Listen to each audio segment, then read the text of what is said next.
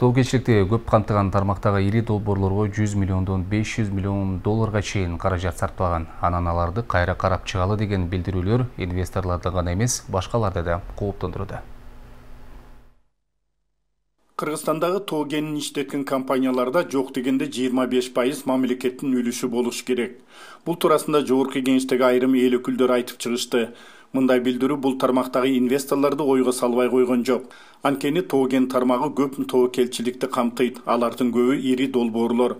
Аларга 100 миллиондон 500 миллион долларга чейин каражат сарпталгандары бар. Анан аларды кайра карап чыгалы деген билдирүүлөр инвесторлорду кооптондурууда. Ансыз да инвесторлор өлкөдөгү башаламандыктын запкысын тартып, мыйзамдардын тез өзгөрүп же иштебей жаткандыгына даттанышууда. Ошондуктан кайсы бир долбоордо мамлекеттин үлүшү болсун десек, аны башынан айтыш керек дейт адистер. Кандайдыр бир долбоордо мамлекеттин үлүшү болсун десек, анда аны эң башынан айтышыбыз керек да. А бирок иш башталганда инвестор бир 300-400 миллион доллар салганда биз ошентип чыксак, бул да туура эмес да менимче. Мисалы эки тарап макулдукка келсе ал бир жөн. Мамлекет үлүш болуш керек деп жөн эле мыйзам кабыл алып койгон менен ал кимге иштейт? Лицензияларды алып алышкан мисалы. Же жаңы ачыла турган кендерге иштейби? Же мурдагыларды кылабыз десе, мисалы, бир инвестициялык климатка чоң сокку болот. Кумтөр кенинин фонунда айрым саясатчылар башкадагы тоо кен ишканаларын ревизиядан өткөрүп, мамлекеттин кызыкчылыгына туура келбегендерди алуу керектигинде айтышууда. Дүйнө экономикасы жабыркап жаткан оор мезгилде мындай билдирүүлөр өлкө бюджетинин 20%-ын толтурган тоо кен ишканаларынын ишинде тынчсызданууларды жаратарын адистер белгилешет. Кумтөр бул стратегиялык. Ал жерде эми биздин элибиздин, мамлекеттин ал жердеги ээлик кылышы бул чоң жеңиш. А бирок ошол эле учурда башка дагы кендерге мамлекеттин үлүшү болсун, дагы кандайдыр бир мамлекет алыш керек деген депутаттар тарабынан ар кандай сунуштар дагы жок эмес, айтылып атат. Бирок онун бардыгы айтылган учурдардагы, берилген учурдагы мыйзам чегинде болуш керек. Себеби дегенде мыйзам баарына бирдей болуш керек.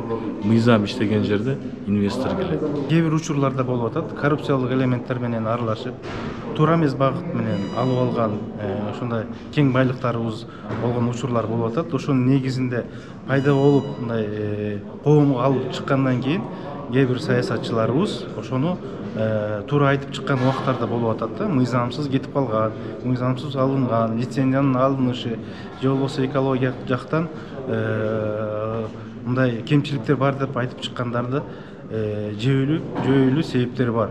Ал эми кээ бир учурларда баягы көрө албастык, же болбосо ошол жерге мурун жетпей калган учурлар болуп калган компаниялардын, же болбосо ошол жерге бир кызыкчылыгы бар учурларда кээ бир саясий аренада жүргөн саясатчылар чыгып алып туруп, бурмалоо ретинде, ишти бурмалоо ретинде элге мындай туура эмес маалыматтарды таркатып, ошонун негизинде инвесторлорго мамлекеттин өзүнүн саясатына каршы ой пикирлерди жаратып коюп атат да. Мунун негизинде эмне болот? Мунун негизинде айрыйна биздин каржы жагыбыздагы, бул экономикабыз, ошондой эле бюджет жагыбыз аксап калышы мүмкүн да. Тоо кен тармагындагы компаниялар биздин соода өнөктөш өлкөлөргө Россия, Казакстан, Кытай, Туркияга таандык. Ошол өлкөлөрдүн өкмөттөрү дагы бул жаатта тынчсызданууларын билдирип келишет. Бизге инвестор болгон ишкерлерге мыйзамдын иштеп, коопсуздукту сезүүсүн камсыздашыбыз керек. Анткени алары бир нече жүздөгөн миллион долларын салгандан кийин алар пайда табышы керек. Бирок 10-15 жылдан кийин гана салган акчасын актап пайда таба алышат дейт адистер. Бирок биз ошол эле учурда ар бир өзүбүздүн сунушубузда, ар бир өзүбүздүн пикирибизди айтып атканда, ошол аркасынан инвесторлорду же бир залакасын тийгизип койбойбу, же болбосо кандайдыр бир экономикага терс таасирин тийгизип койбойбу, же оң таасирин тийгизип койбойбу дегендей мындай бир жет өлчөп бир кесип дегендей бир чакырыктарды кылышыбыз керек да. Айтегесе коңшу Өзбекстан Республикасында Тоген тармагындагы абалы тескерисинче жеңилдетилүүдө.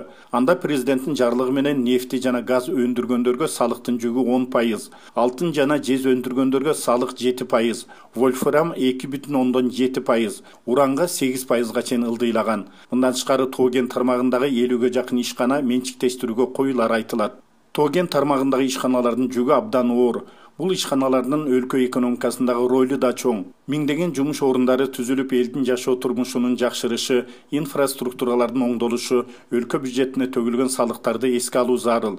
Мамлекет башчысы Садыр Жапаров Тоген тармагындагы лицензия берүүлөр көзөмөлгө алынып, буга чейинки компаниялар ишмердүүлүгүн уланта бере тургандыгын айтып, инвесторлордун кызыкчылыгы мамлекет тарабынан корголо турганын, мындан кийинки бул багыттагы келишимдер мамлекет менен инвестордун ортосунда түзүлө тургандыгын билдирген эле.